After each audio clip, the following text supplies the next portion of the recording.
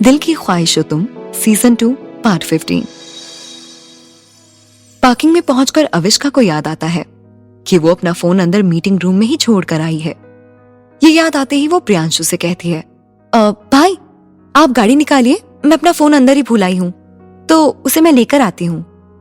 उसकी बात सुनकर प्रियांशु हाँ में अपना सर हिलाकर गाड़ी के अंदर बैठ जाता है। वहीं अविष्का जल्दी से वापस ऑफिस की तरफ बढ़ती है। जैसे ही वो ऑफिस के गेट पर पहुंचती है, उसे राजीव अपनी ओर बढ़ता हुआ नजर आता है, जिसे देखकर वो अपने कदम वहीं बाहर ही रोक लेती है। तभी राजीव उसके पास आता है और उसे उसका फोन देते हुए कहता है, तुम अपना फोन भूल गई थी। उसकी बात सुनकर अविष्का हाँ में सर हिलाते हुए कहती है, थैंक यू मुझे मेरा फोन लाकर देने के लिए। उसकी बात सुनकर राजीव कहता है, यार माना हम कॉलेज में राइवल थे, लेकिन इसका मतलब ये तो बिल्कुल भी नहीं है ना कि हम अब दोस्त नहीं बन सकते। उसकी बात सुनकर अविष्का मुस्कुराते हुए कहती है, बिल्कुल सही कहा, जितनी कंपटीशन होनी थी वो कॉलेज के टाइम हो गई। इसी के साथ वो अपना हाथ आगे करते हुए कहती है, फ्रेंड्स। खुद की तरफ बड़े हाथ को देखकर राजीव उसके हाथ को गर्मजोशी के साथ पकड़कर मुस्कुराते हुए कहता है, बिल्कुल, मैं ऐसा मौका छोड़ना भी नहीं चाहता। इसी के साथ दोनों मुस्कुरा देते हैं। तभी राजीव कहता है, अच्छा सुनो ना, तुम अपना फोन नंबर तो दे दो ताकि बातें हो सके। उसकी बात सुनकर अविष्का हाँ में सर हिलाते हुए अपना फोन नंबर दे देती है और उससे बाद में मिलने का बोलकर वापस प्रियांशु के पास चली आती है, जो गाड़ी में बैठा हुआ उसका वेट कर रहा था। गाड़ी में बैठने के बाद अविष्का प्रियांशु को देखते हुए कहती है, भाई क्या आप मुझे घर छोड़ सकते हैं? उसकी बात सुनकर प्रियांशु हाँ में सर हिला देता है और गाड़ी घर की तरफ मोड़ देता है।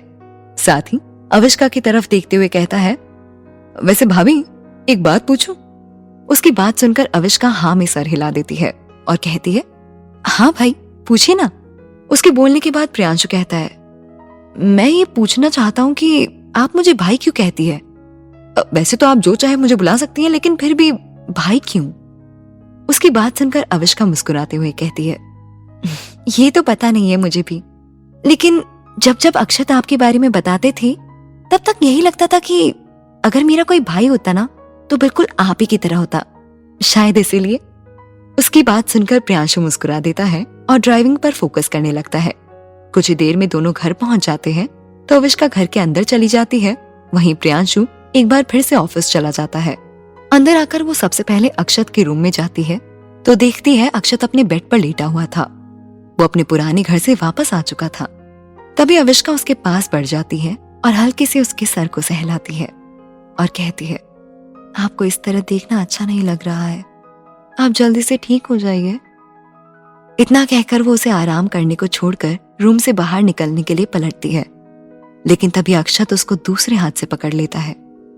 उसके ऐसे पकड़ने से अविष्का जल्दी से उसकी ओर देखते हुए कहती है, अब सो नहीं रहे थे? उसकी बात सुनकर अक्षत उठ बैठता है और कहता है, हालांकि मैं सोने की कोशिश कर रहा था, लेकिन उससे पहले ही आप आ गई, तो क्या आप मेरी हेल्प कर सकती हैं? उसकी बात सुनकर अविष्का कहती है, मैं कैसे हेल्प कर सकती हूँ? उसकी बात सुनकर अक्षत उसको अपनी तरफ खींचता है, जिससे अविष्का उसके पास बेड पर बैठ जाती है। उसके बैठते ही अक्षत उसकी गोद में अपना सर रखकर लेट जाता है और साथ ही अविष्का का हाथ पकड़कर अपने सर पर रख देता है और साथ ही कहता है,